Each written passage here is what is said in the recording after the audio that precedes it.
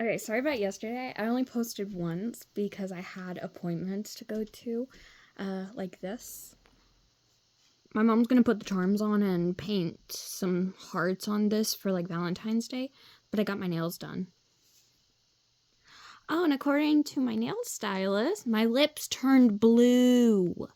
So now guess what I get to do every morning? I get to stab myself in the hand just to make sure I am not diabetic. Anyway, but other than that, I did have to like go offline for like a while. And so now we're back. I don't want to wear them. I don't want to wear the glasses, but I have to. Anyway, Vega and the fashion disaster. Now let's get these out of my hair, put them back on. Yes, I know my hair is a disaster, but it always is. When is it not a disaster? Chapter 4. And as she would soon find out, she was right. She watched as Ophelia gaped at the room. They were standing in a special wish house that had been built just for them. Although they were deep underneath Halo Hall, they could still look up through the glass roof and see blue sky and puffy white clouds drifting by. We're not even that far in and I'm already messing up. I think my cat's trying to get in, but either that or she's trying to close the door. Both are not good. But it's impossible, Ophelia said. Leona shrugged. Impossible, yet here we are, she replied. Lady Stella led them to the center of the room, and they all grouped around the raised platform, where the wish orb would appear. Lady Stella cleared her throat, and Vega turned her attention to the headmistress. As you know, or don't yet, she said, indicating Ophelia, the wish orb will choose which of you is the best match for its wish. She clapped her hands and the room darkened. A beam of light shot down from above and illuminated the middle of the platform. Hold on, and I'm trying to see how long the chapter is. Okay, 19 and a half pages.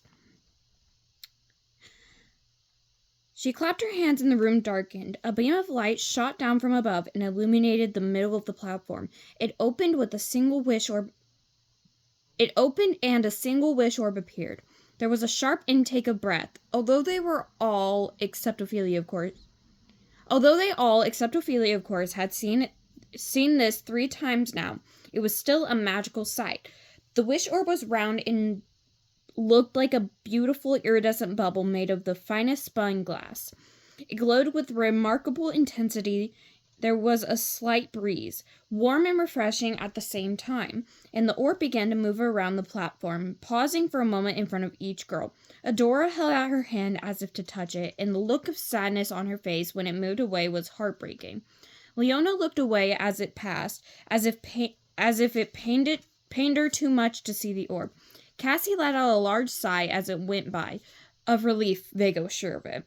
The orb paused in front of Vega, and she held her breath, steeling herself for the disappointment she would feel if it moved on to the next star darling. But that moment never came. Vega looked at Lady Stella questioningly. The headmistress beamed, leaned over, and took the orb carefully in her hands. It lit up her beautiful face, and she turned to Vega. Her eyes sparkled with pleasure as she said, "The orb has chosen. It's yours, Vega." Oh my god, my hair is a major disaster. This is what happens when you have hair that does not cooperate with you. Hold on, I'm gonna go let my cat in. She's sitting at my door. Vega set 3 separate alarms on her stars app that night, but she didn't need any of them, for Piper woke her up at the crack of dawn, talking in her sleep. Or to be more specific, yelling. It was mostly gibberish and made no sense to Vega, but a couple of the words were clear. Help, stop, and was that thief? Oh wait, help, stop, and was that thief? Rubbing sleep from her eyes, Vega swung her legs out of bed, crossed the room, and shook Piper's shoulder, perhaps a bit more roughly than she intended. "Wake up," Vega said. "You're dreaming." The sparkle of the morning stars was just starting to peek over the horizon, and the room was still deep in shadows. Vega switched on a light. She saw that Piper's eyes were open, but she was staring at Vega confusedly, like she didn't recognize her. Her cheeks were flushed, and she had a terrified look on her face, her eyes darting around the room. "She stole my wish pendant! Where is my wish pendant?" she cried, looking around wildly. Vega wasn't sure Piper knew where she was, or even who Vega was. It was a little scary. Vega's arms shot out, and she began frantically rummaging around on Piper's nightstand, knocking over a glass of water. It instantly dried, as spills always did on Starland. Where was her wish pendant? Finally, her fingers closed on a cool metal of the bracelet. She held it aloft. "Here it is," she said soothingly. "Piper, it was only a dream." She slipped it onto Piper's wrist, which seemed to calm her immediately. An expression of great relief flooded Piper's face, but then she looked at Vega reproachfully. "Only a dream? Really? You know how important dreams are," she said coldly. "Especially to me." Vega shrugged. "Sorry," she said. I wasn't thinking." Piper sat up in bed, her fingers tightly wrapped around her wish pendant, as if the dream villain was going to reappear and try to wrest it away from her. "Hand me my dream diary," Piper demanded. This was very unlike her, and Vega stared for a moment. Piper corrected herself immediately. Would you mind getting me my dream diary?" she asked sheepishly. "Sure," said Vega. She hurried across the room and grabbed the top hollow diary in the basket. She handed it to Piper, who grasped it in her hands and closed her eyes, clearly trying hard to recall the dream. She finally tossed down the diary in frustration. "I can't remember," she said sadly. "It's slipping away. All I can recall is that someone was chasing me, trying to take my wish pendant. I stopped to rest, and they grabbed it." She thought hard. "I can't remember the face, or even if it was a man or a woman, but it seemed so real." Her voice trailed off. Vega shivered.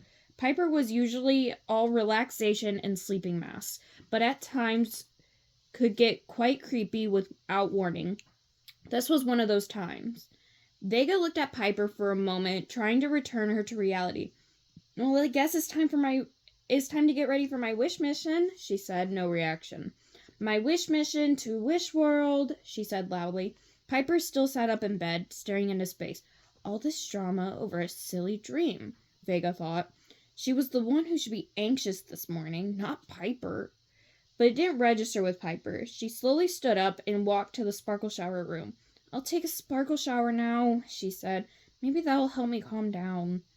Vega shook her head. She had assumed it would go without saying that she would get to take the first sparkle shower of the day. She laughed. It wasn't like she had big plans or anything. Damn. They're like being mean to each other. She was going to hitch herself a blazing shooting star and hurtle down to a distant world. No big deal. While she waited her turn, she neatened the already spotless room, returning Piper's hollow diary to the basket and making both of their beds.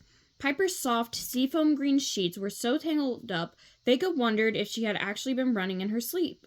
She accessed the Wish World outfit selector, but after flipping through various options, decided she was happy with the choice she had made the previous night.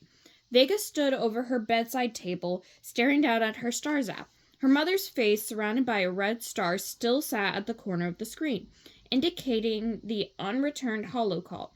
She briefly considered calling her back, as if it would be comforting to see her mom's face before her mission, despite the questions she would have to answer about scheduling a visit and the half-truths she would have to tell her about schooling. But then the sparkle shower room door slid open, and Piper stepped out, a fresh glow on her skin. "I feel much better," she told Vega. "Great," Vega replied. Vega abandoned her phone,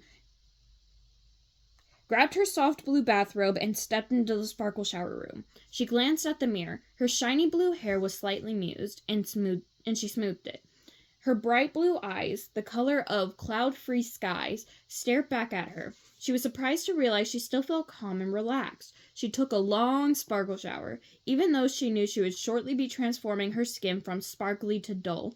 It still was invigorating and good for the spirit. She slipped on a loose blue dress with a turquoise, I I hate that word, starburst in the front, and a pair of pretty sandals.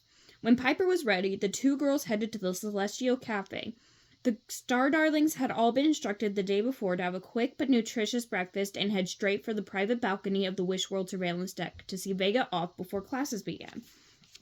As Vega approached the table, she was surprised to notice that the other Star Darlings looked more nervous than she felt. Leona appeared particularly out of sorts, staring down at her glass of orange juice and not engaging in conversation with anyone, not even Ophelia, who looked more lost and lonely than usual. Maybe Leona was jealous of Vega's mission, resentful that Vega was likely to collect wish energy, or just feeling sad that her mission had not gone well and she most likely would not get a chance at redemption. Vega wasn't sure, and she certainly wasn't going to ask. There was a tray of baked goods in the middle of the table, and Vega grabbed a fruit bun and sank her teeth into it, then licked her hand as a blob of Aussie fruit jam leaked out. Yum! Glancing down at her star zap, Vega realized it was already time to go to the deck. She stood her chair, making a loud scraping sound on the floor. Cassie nodded at her across the table. Vega left the room, knowing that the other 11 would soon be following her, drifting out casually in groups of 2 and 3 so not to arouse any suspicion from their fellow students. She walked a little more quickly than usual and hopped onto the empty Flash vertical mover car and pressed the button. The door slid shut and she took a deep breath, enjoying the solitude.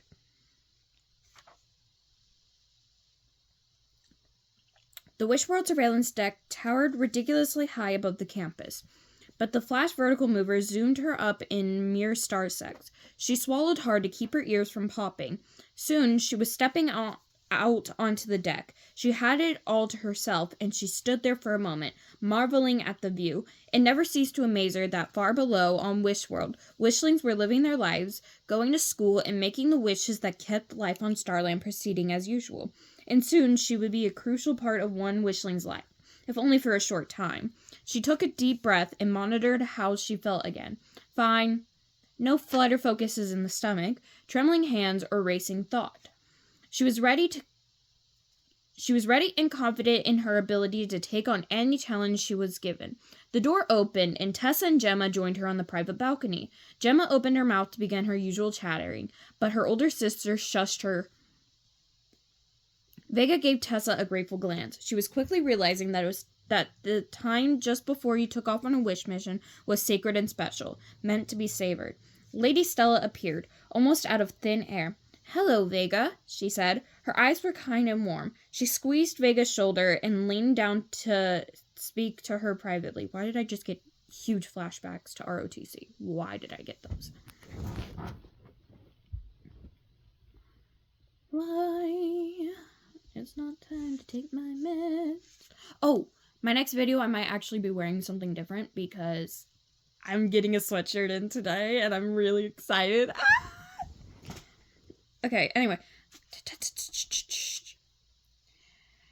She squeezed Vega's shoulder and leaned down to speak to her privately. "You have the skills, you have the brains, and you certainly have the drive, my dear," she said. "Just make sure to see the forest for the trees. Don't get too caught up in the details and try to see the bigger picture. This mission is tailor-made for you." Vega felt warm pride rush through her. "Thank you for your confidence," she said. The door opened, and the rest of the Star Darlings spilled onto the balcony and clustered around Vega, giving her effusive hugs and showering her with good wishes. It was a little disorganized, and just as Vega began to feel overwhelmed by all the attention, Cassie noticed and stepped in, lining everyone up to say their farewells in an orderly fashion. Vega smiled at her friend in thanks. Piper approached Vega, a slightly sleepy look still in her eyes. She grasped Vega. She grasped both of Vega's hands in her own. "I was so worked up this morning, I totally forgot about your mission," she said, looking ashamed. "Good luck, Vega." Adora gave her a quick, firm squeeze. "You'll be a superstar," she said. "There's no doubt about it." Leona was next. "I hope you're able to collect wish energy," she said sadly. "Keep your eye on your wish pendant." "I will," Vega promised her. Libby said, "Take it from me. Make sure to double check that you have the right wish." And the right wisher, added Sage, poking her head over Libby's pink shoulder. Star salutations to you both, Vega said. She was touched that the girls were willing to point out their mistakes to help her. Gemma and Tessa stepped up to Vega together. You're going to be sarcastic, Gemma told her. Out of this world, the wisher who gets you as their wish granter is going to be absolutely starstruck. As a matter of fact, Tessa interrupted. As a matter of fact, good luck from both of us, she said, dragging her sister away. She called back, don't forget to bring back some of that chocolate Sage talked about so much if you can. Ew. I got a hair in my arm. Cassie simply gave Vega a kiss on the cheek. Oh, okay. I really hope that's, not. I really hope that's something different. Ooh, hold on. I said deliver it to my front door. I really hope they didn't just put it in my mailbox. Okay, I'll check that after. Ophelia was the last to approach Vega. You don't look scared at all, she said shyly. Her large orchard eyes were wide with wonder. Now do you have to get down to Wishworld again? Oh, wait. Shoot. Now how do you get down to Wishworld again? Before Vega could answer, Lady Cordial appeared and handed Vega her backpack. It was pretty blue with a glittery star on it. Star salutations, said Vega. Lady Cordial, who was perhaps nervous she would start stuttering, as she often did when she was around large groups of starlings, simply nodded. Lady Cordial, who was perhaps Sorry, Ray read. Sorry, there was a notification distracting me. Vega, we need you. Lady Stella called from the edge of the roof. The Star Wranglers have spotted a shooting star. The crowd parted as Lady Stella held out her hand. It was almost as if things were happening in slow motion for Vega. She stepped forward to join Lady Stella and watched in silence as the Wranglers tossed out the lasso and missed catching the star. It hurtled through the heavens and disappeared. "Aww," everyone said. Luckily, the Wranglers spotted another one almost immediately. They tossed out their lasso again and caught it. Sparks shot out as it strained against its restraints. Burning bright and beautiful, the star hovered in the air before them as the Wranglers struggled to keep it steady. I got a notification from my best friend. Once Vega was safely attached, she paused to take one last look at everybody, their faces hopeful and concerned. Goodbye, she called. I'll do everyone Then her words were lost in a loud whoosh as she released into the heavens. The Wranglers no longer able to keep their grip on the star, which was desperate to continue its fiery arc. Vega zoomed through the sky as whirling multicolored lights, intense fiery flares, and twinkling stars flashed by. But despite the distractions, she was somehow able to remain studiously focused on her star zap. She had made this journey once before when she had helped Leona. As soon as the screen began to flash, commence appearance change, she was ready. She concentrated hard and could see from an errant wisp near the corner of her eye that her hair had changed from cerulean to very dark brown, almost black.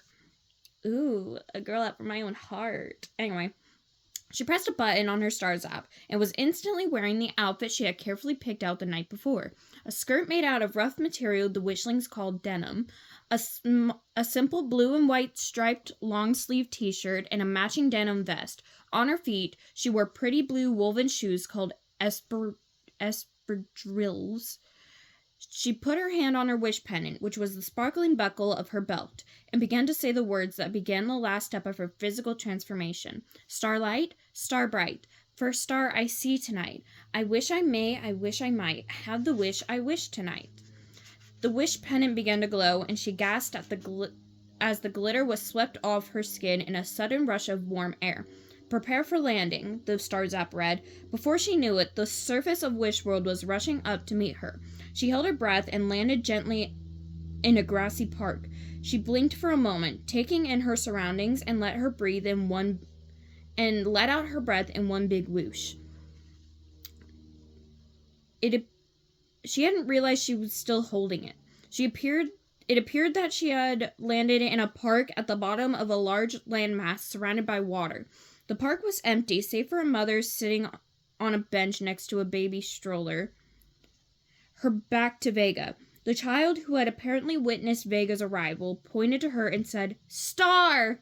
"That's right," said the mother in a loud, sunny voice, perhaps pointing to a nearby yellow vehicle driving by on the street.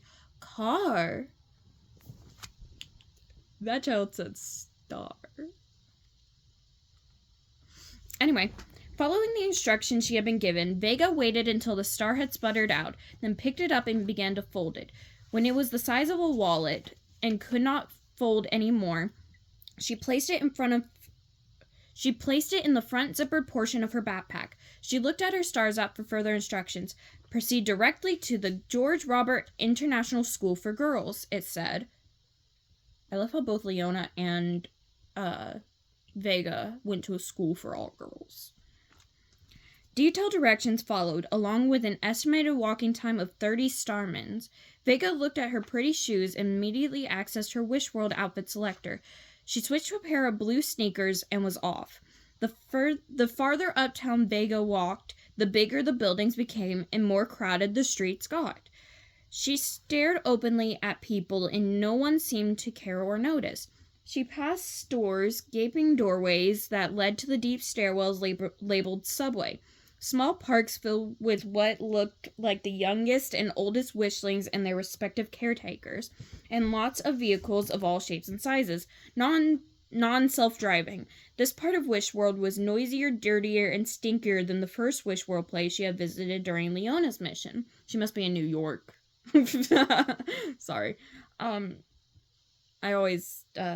sister always told me about things that happened in New York. Anyway, it was also much busier and more vibrant. She had to give it that. Finally, she arrived at the school. The large, impressive white stone building stood in the middle of the city block. She admired the tall steps, the supporting columns. It reminded her a bit of Halo Hall. The street in front of the school was packed with idling cars, waiting to pick up students, she assumed. She stole a glance at her stars app, noted the time, 3:01 p.m. Just then, the doors burst open and students began to trickle out. Within moments, the trickle became a flood. "Why do y'all all like to go towards my window? I keep it open for coolness." Vega, who had just begun to climb the stairs, was pushing against the tide. A girl, her eyes glued to her phone, came straight toward her, and Vega stepped neatly out of the way, bumping right into someone else. Excuse me, Vega said, but the girl didn't seem to hear. Forcing her way through the onslaught of students, she squeezed inside the door and found herself in the crowd. School vestibule. Whatever, large words. She blinked, trying to get her bearings. A sign on the wall caught her eye. "After school clubs," it said, with an arrow pointing up. She looked down at her wish pendant, which was beginning to glow very faintly. "After school clubs, here I come," she thought, taking the stairs marked up, which were empty, 2 at a time. The stairs marked down were bustling with students. She reached the second floor and pushed open the heavy door. There she found a woman in a navy jacket sitting behind a table, a clipboard in front of her. She was speaking to a boy holding a potted plant. "The Venus Flytrap Club is in room 222, she told him. She turned to Vega. "Welcome," she said, looking over her glasses at her. "How can I help you?" "I am Vega. I am a new student." The woman nodded. "You are Vega. You are a new student," she said automatically. "Which club are you headed to?" The woman asked. Vega asked. Jesus Christ. That question stumped Vega. What kinds of clubs did Wishlings have? Was there a Starball Club? A Wish Energy Manipulation Club? Probably not. "Oh," Vega said, smiling. She made a guess. "Puzzle Club." The woman's brow furrowed and scanned her list. She looked up. No Puzzle Club. Though that does sound like fun, she said. "Are you sure that's the right club?" Vega thought again. Acrobatics? I hate my life. Acrobatics Club, the woman suggested helpfully. That sounds like a club that Clover would like. It was as good as any. "That's it," said Vega. "Room 212. The woman said, "Right down the hallway." As Vega turned away, she heard the woman say, I smell pound cake. So it's true, Vega thought. To wishling adults, starlings smelled like their favorite baked good from childhood. Maybe to put them at ease or something, Vega thought. It was odd, but kind of nice when you thought about it. Her very presence brought back pleasant childhood memories. Vega glanced down at her belt buckle, wish pendant, and noticed that the glow was a bit brighter than before. She paused in front of room 212. What were the chances that her wisher would be in this club? She shrugged and opened the door. At least it was a start. The floor of room 212 was covered with thick padded mats. Girls wearing tightly fitted shirt-underwear combinations were sitting on the mats, doing splits and stretching. Vega found their costumes to be very odd and was a little taken back that no one was wearing pants. A girl in a red, white, and blue underwear suit turned to her. "Hey," she said, "you must be new. Welcome." She looked Vega up and down. "Where's your leotard?" "My what?" asked Vega. Mission 4, Wish World Observation number 1. Some wishlings wear a legless article of clothing called a leotard. Function unclear at this point. Sounds like Astra's type of thing. The girl laughed, apparently assuming Vega was kidding with her. "No worries," she said. "Oh, I wasn't worried," Vega assured her. The girl laughed again. "We usually start with some handstands," she informed Vega. "Then we move on to forward rolls, bridges, handstands, backflips, and then we end with a pyramid." Vega raised her eyebrows. "Oh," she said. It sounded very busy. She watched as the girl dropped to the ground, placed her head on the floor, and balanced her knees on her elbows before extending her legs straight up to the air. Once she was certain of her balance, she began bending her legs in different poses. The other girls followed suit. Oh my god, I loved doing that in my dance class. Vega was game. After several attempts, she was able to shakily stand on her head. She felt very proud of herself in the split second before she spilled to the ground. She put her head back down and was face to face with her middle, about to balance her knees on her elbows, when she realized that her belt, mere inches from her face, was no longer glowing. "It's been fun, Acrobatics Club," she thought as she got to her feet, "but I have to move on." With an apologetic grin, she headed towards the door. The girl who had first welcomed her looked at Vega as she had betrayed her.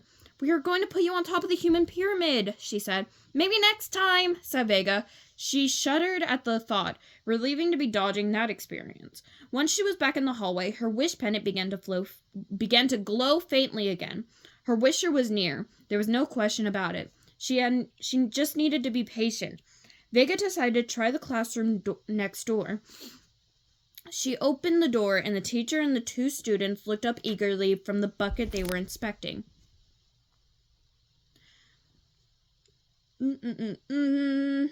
Vega stared. What could possibly be going on there? "Welcome to Composting Club," the teacher said. "Is everyone here?" Vega asked. Yes," the teacher said. She laughed sheepishly. "We're a small club." Vega looked down at her pendant. No glow at all. "Sorry," she said, starting to close the door. The students looked disappointed for a moment, but immediately returned to examining the bucket. Vega never found out exactly what was inside. Mission 4, Wish World Observation number 2. Composting Club does not seem very popular. Look into this. She watched with interest as several students parried in fencing club, their faces obscured by strange masks. Her eyes widened as students pantomimed being trapped in invisible boxes, pulling ropes she couldn't see, and walked into a non-existent gust of wind in Mine Club. And the smells coming from Cooking Club were tantalizing. But she was on a mission. Until the light glowed on her pendant, she had to keep looking. Just how many clubs does this school have anyways, she wondered. 47, someone said. Vega spun around. She didn't realize she had said the words out loud. A girl stood in front of her, her orangey hair cascading down her back in rippling curls. Her eyes were bright blue, and her pretty face was covered in freckles that reminded Vega of constellations. "How many clubs did you say?" Vega asked. 47, the girl repeated. "That's a lot of clubs," said Vega said shakily. The girl grinned. "There's something for everyone," she said, "and then some." She cocked her head at Vega. "So let me guess, you're new and haven't found the right club yet." "That's right. I'm Vega, by the way." The girl stuck out her hand. Katie! Vega recalled immediately that she was supposed to grasp and pump the hand, otherwise known as shaking. Libby had certainly made a mess of that on her wish mission. While Vega made contact, she took a quick glance at her wish pendant, which told her that this girl was not her wisher. Too bad. She seemed nice. Katie smiled at Vega. You want to join a really fun club? Come with me, she said. She set off down the hallway. Not knowing what else to do, Vega followed her. Next chapter. I will see you guys in the next video, but right now my package has arrived and so I'm going to go get it.